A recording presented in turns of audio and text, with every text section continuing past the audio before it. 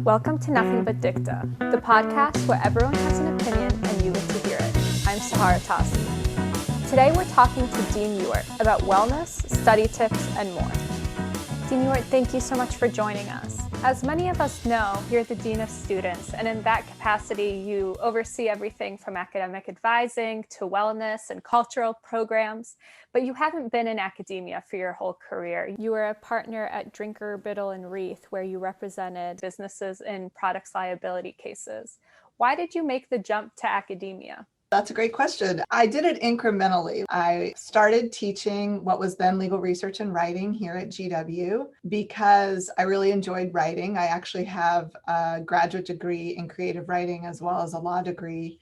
And it was a wonderful way to connect with students, which I really enjoyed, and to think about ways that I could use my knowledge of the law in a different way other than being at a law firm all day long. So with that, then I was really just looking to expand my opportunities to connect with students and in the law school environment. And a new job opportunity came open at Georgetown Law that included a lot of the threads of things that I had enjoyed doing both as a law student and as a practitioner. And that included overseeing their moot court and mock trial teams. I did that in law school and really enjoyed it. Doing academic support and advising, which I had to learn how to do.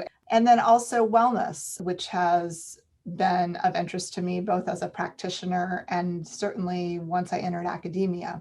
And then that position was in the Dean of Students office at Georgetown Law.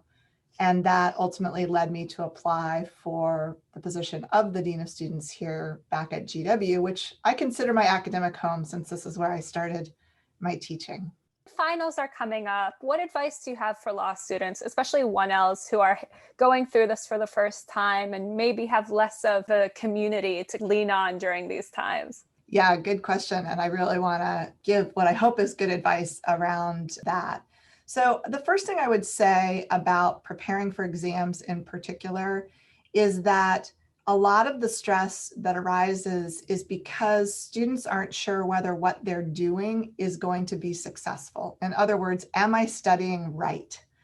And in order to answer that question, I think students really do need to examine their own study strategies and think about ways in which they're actually likely to be improving exam performance and ways in which they're just kind of compiling piles of information and shuffling them around. So I'll give an analogy, which is imagine that instead of going to take a law exam in December, you were going on the cooking show Chopped. I'm a big fan of that show. What would you do to prepare for your appearance on Chopped?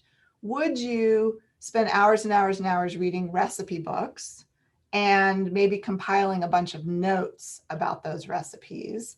Maybe, and that could be helpful, right? Getting background information on a lot of different ways to cook a lot of different things.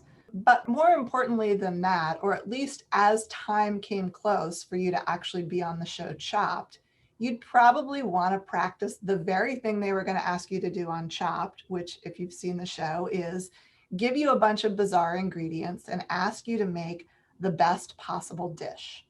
You would maybe have family or friends go buy you some weird groceries and bring them to your house and time you.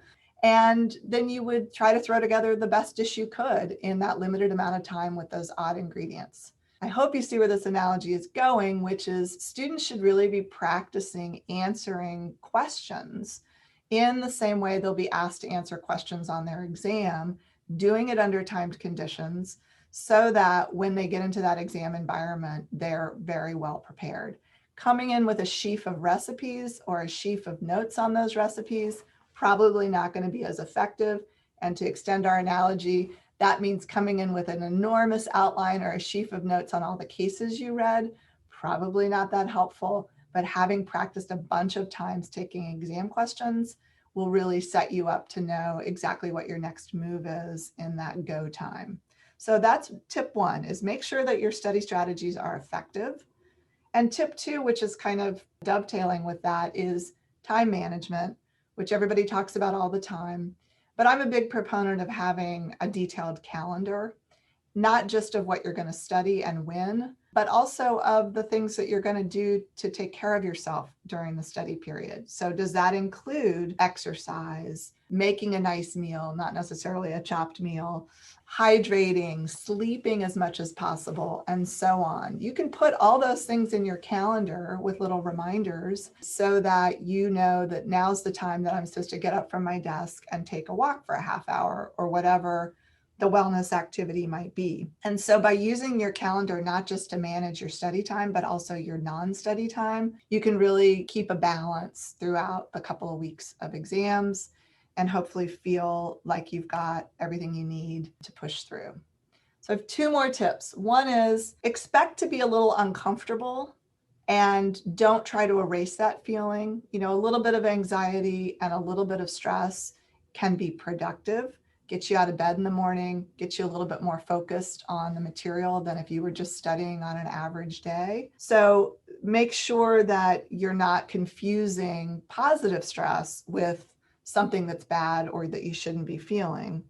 But assuming it gets a little worse than that, try and contextualize a little bit. Use some of the coping strategies, psychological coping strategies that a lot of us use all the time without really thinking about it, like thinking whether or not this stress is productive. Decide, is this anxiety that I'm feeling, is this going over and over in my head, the worst case scenario? Is this obsession about whether or not I'm going to get the best grade in the class? Is this helping me get to my goal of writing a good exam or not? And assuming not, is there a way that I can kind of compartmentalize? Compartmentalization gets a bad rap, and it's not a great strategy for life, but it is a good strategy in a short term where you've got something you need to take care of, namely exams, and you don't want this constant rumination about exams, outcomes, jobs, life to be intruding in the midst of what needs to be careful work. Last tip. If things really get beyond your own ability to cope with, know what your plan will be. Do you have a friend that you would call, a family member that you would call? Do you know the number for the Dean of Students office, which is 994-8320, or our email, which is deanofstudents@law? If you have a therapist you work with, decide what your plan's going to be with them. Are you going to see them in therapy or not? Are you going to have them on speed dial if you need them? What will your plan be? And then finally, don't forget that our Counseling and Psychological Services office in the Colonial Health Center is open 24/7 for phone calls. Their number is 202-994-5300. And they do telehealth, and they've been doing that all fall with a lot of our students. So that's another place that you can just call if you're really feeling like things have gotten beyond your own coping skills and figure out what your next steps are going to be. Those are all really great tips. And I wish I had thought of the chopped analogy last year, because I think that is the best way to look at it. Then your note about scheduling break times is also, I think, especially relevant now when we're all sitting at home and can sit in front of your computer all day and not have to move. Yes, we actually have more study days this year than we normally do because our classes end early before Thanksgiving. So really letting yourself break away from that studying with some sort of regularity, I think will be super helpful to students. Handling stress and student wellness are obviously key initiatives of the office. Are there any programs you're particularly excited about or that you recommend to students? Our wellness perspective is pretty holistic, or at least I hope it is, and I hope students perceive it that way. We have targeted events that focus on wellness in particular. We have a wellness week each fall and a wellness week each spring, and we put on programs, yoga, meditation, healthy eating, coping with anxiety, etc. And I'm glad we do that because even if students don't attend those particular programs, it gets them thinking about their own process. But also part of our wellness is giving academic advising and providing academic support and connecting students with resources outside of the law school, talking to them about finances, talking to them about their career path. So it is more than just do yoga for half an hour and you should be well, but hopefully a full service set of advising. And you asked the question, what am I particularly proud of? Well, two things that go hand in hand. One is that the SBA, having taken the cue that wellness is really a critical part of a law student's journey, has devised an entire wellness function as part of their work.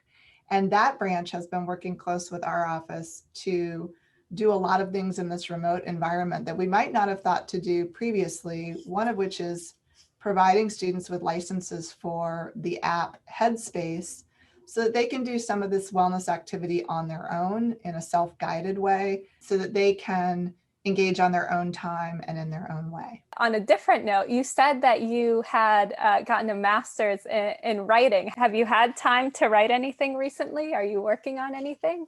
That's an interesting question. I rarely write fiction, which is what I enjoyed doing when I was in that master's program. But when the pandemic hit, especially in the spring, I started doing these little mini contests. There's something called NYC Midnight, and they have a lot of mini contests where they'll do plays, microfiction, short stories, and you just have a limited amount of time. They'll give you a topic and maybe a couple character details, and then you have to run with it. And it's, like a 72-hour period and you turn it in. So I did a couple of those during the spring and summer, and I might go back to doing those once we head into the winter break. It was a nice outlet for me and it kind of got the juices flowing again. Are you going to share any of them or not yet?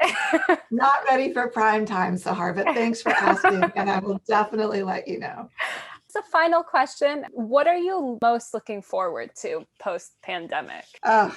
Just seeing people, right? Seeing all the students. I just had a conversation earlier today with a 3L who I've worked with since she arrived, and we feel really close, and said, I hope I see you before you graduate, right? What a poignant and sad thought that a student I've known for several years and really grown close to, I might not see before she graduates. We miss you guys. And that's the fun part of my job. The fun part of my job is interacting with students, seeing you guys, hearing your stories.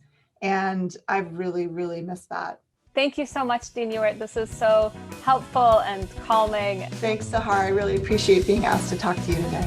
And to our listeners, we hope you'll join us again next time for another episode of Nothing But Dicta.